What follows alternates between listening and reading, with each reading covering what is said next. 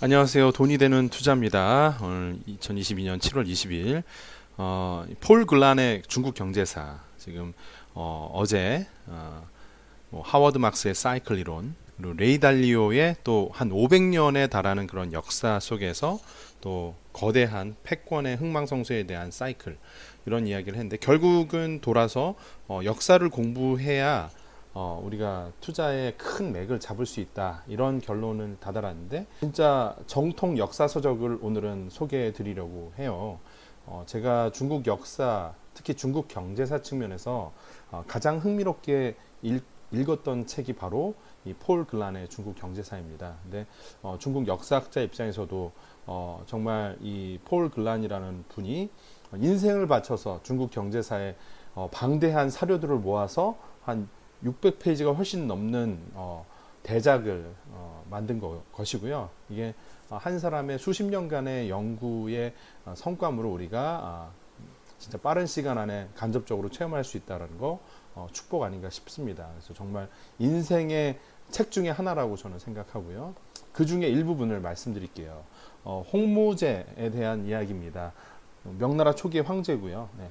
시장 경제를 뿌리 뽑고자 한 홍무제의 의도가 다양한 어떤 개혁적인 시도로 진행이 되는데 뭐 결론부터 말씀드리면 실패로 끝납니다. 자, 일단 그러면 어떤 정책을 펼쳤는가 살펴보면 홍무제의 정책은 그의 재위 기간 30년 동안 꾸준히 진화했지만 기본적인 목표는 언제나 변함이 없었습니다. 즉 맹자를 비롯한 유교의 여러 스승이 꿈꿔온 이상적인 마을 단위 자립경제 회복하는 것, 좀 거대 상인들의 자본주의적인 이런 변화에는 반대로 가는 거죠. 근데 사실 이 명나라 전에 그 몽골 지배하에 있었던 그 원나라에서는 되게 대형 상인들의 글로벌 무역을 그냥 방치하듯이 자유방임주의적으로 이렇게 냅뒀습니다. 예. 그냥 통치에 반하지만 않으면 자유롭게 돈을 벌어라. 하다 보니까 빈부차가 엄청 심해지고 대형 상인들에 대한 이런 그 부의 집중 현상이 많이 이루어졌죠. 그래서 이러한 불평등을 최대한 축소하는 방향으로 가면서 어떤 유교적인 가치관을 내세우게 된 거죠. 1380년도에 그는 자신의 정부 관료를 잇따라 숙청하고 전방위적인 제도 개혁을 실시했고 권력을 황제의 손아귀에 더욱 강력히 집중시켰습니다. 그러니까 대형 상인들로부터 부를 가져온 거죠. 중앙 집권화하면서 사실 자신을 도와줬던 그런 관료마저도 다 숙청을 하는 그런 모습을 보여주고 있어요. 약간 시진핑 정권의 최근 한 2, 3년간의 모습이 오버랩되는 건 왜일까요? 홍무제가 새로운 나라의 수도를 남경으로 결정한 배경에는 경제적 현실이 반영되어 있었다. 홍무제의 통치와 군사 및 정치적 체제를 어떤 통제를 확고히 뒷받침해 줄 자원이 나올 것은 강남. 바로 당시에 강남은 농업이 엄청 그 활성화되면서 돈을 많이 벌어들일 수 있는 곳, 결국 세금을 많이 거둘 수 있는 곳이었던 거죠. 홍무제는 흐름을 바꾸기 위해서 수많은 관리를 숙청하고 강남 대지주의 막대한 재산을 몰수했다. 그러면서 홍무제는 자신의 사회 개혁 의지를 구체화했다. 사회 개혁 의지지 이제 경제적으로 보면은 사실은 그냥 중앙 집권화, 대형 상인들의 상업적인 이윤 추구를 그냥 그런 의욕을 확 꺾어버리는 그런 모습이라고 볼 수 있습니다. 홍무제의 최우선 과제는 부유한 지주나 부패한 관료 혹은 승려로부터 착취당하는 농민을 해방시키고 그들로부터 불안정한 화폐 경제의 폐해를 해소해 주는 것이 되었다. 공동부유 떠오릅니다. 강남 농경지의 절반 이상이 국가 소유로 넘어갔습니다. 빅테크 규제가 떠오릅니다. 그리고 돈을 찍어냈는데 보초라고 하는 이 종이 화폐는 태환이 불가능했다. 홍무제는 보초를 제정하는 동시에 금, 은을 화폐로 사용하지 못하도록 금지했다. 사실 좀 경제 논리랑 잘 안 맞는 거예요. 1260년도 쿠빌라이는 새로운 종이화폐를 발행했습니다.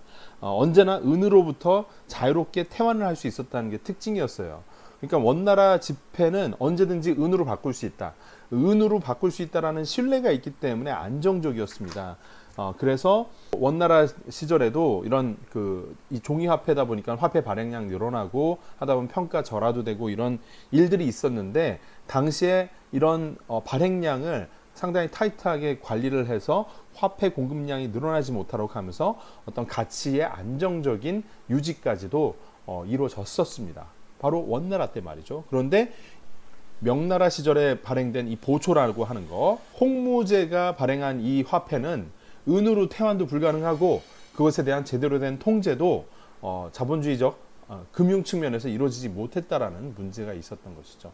그래서 이 종이화폐, 보초라는 종이화폐는 어떤 실물자산으로 백업이 되지 않기 때문에 발행 초기부터 가치 하락이라는 난관에 맞닥뜨렸습니다. 금융을 모르는 사람이 금융정책을 새롭게 하다 보니까 문제가 발생했던 거죠.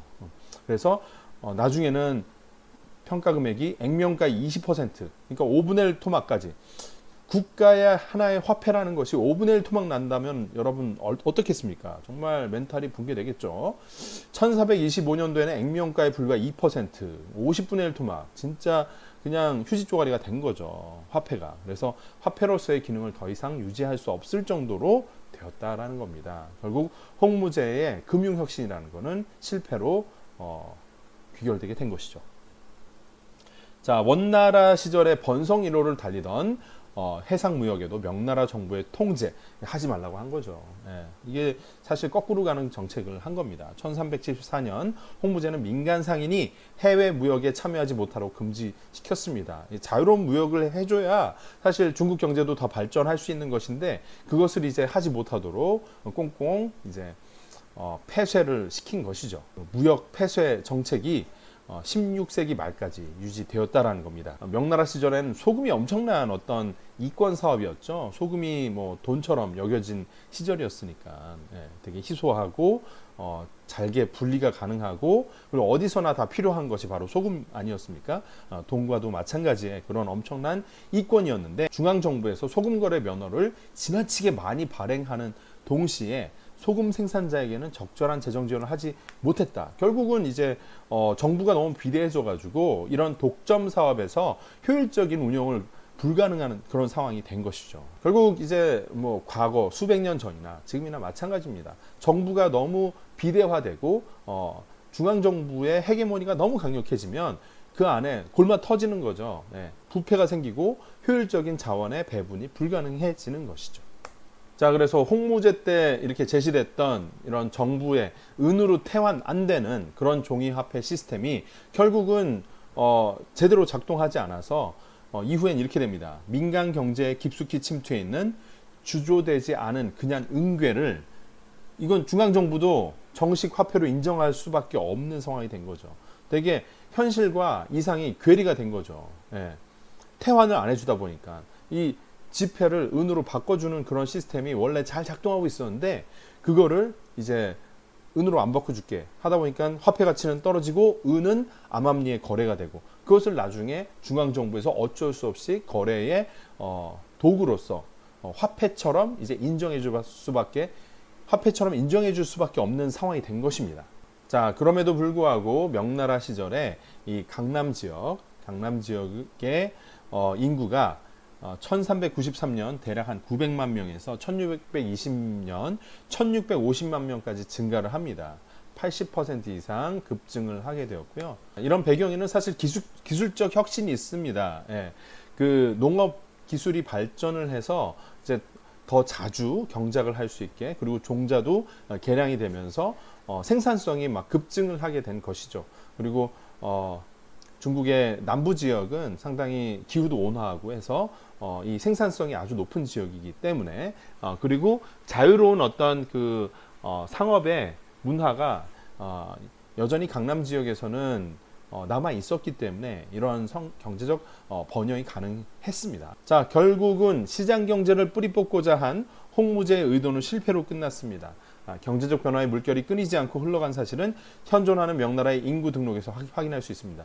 아무리 규제를 하려고 하지만은 그 거대한 기술적인 혁신과 창조와 변화에 대한 그런 열망들이 에너지가 더 강력했던 것으로 볼 수 있는 것이죠. 강남의 대지주는 원나라 때 엄청나게 힘을 키웠고, 하지만 명나라가 수립된 뒤 판은 완전히 뒤집어졌는데, 명나라의 최초 황제 홍무제는 몽골의 유산과 원나라 치하에서 번성한 부와 토지 소유의 극단적 불평등을 일소하고자 했습니다. 예, 그 전제가 된 시장 경제 또한 철폐하고자 했습니다.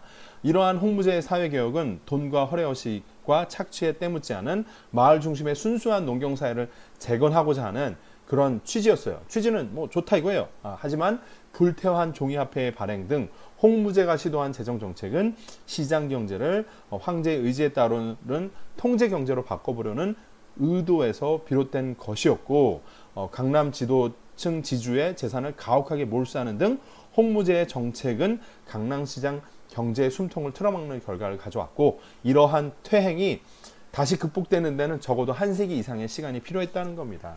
그러니까 사실은 이 홍무제의 정책이 취지는 좋았지만, 뭐 지금 사실 시진핑 정권도 마찬가지예요. 뭐 공동부유 말로 듣긴 좋죠. 중국 국민들이 듣기에는 야, 우리도 이제 빅테크 기업의 대주주들, 주주들만 배부르는 게 아니라 우리도 이제 잘 먹고 잘 사나 이렇게 생각하지만, 사실은 그러한 어떤 상거래가 위축되고 어떤 자본의 흐름이 위축되게 만드는 너무 비대하게 커지는 정부의 역할로 인한 비효율, 이런 것들이 시대를 역행하게 만드는, 퇴보적으로 만드는 그런 측면이 있다는 것을 우리가 역사 속에서 한번 느껴볼 수 있습니다. 현재의 중국이 어느 방향으로 가는가에 상당히 많은 시사점을 주는 바로 폴 글란의 중국 경제사에서 명나라 초기의 퇴행에 대한 이 챕터를 한번 함께 읽어보았습니다. 자, 여기까지 마치겠습니다.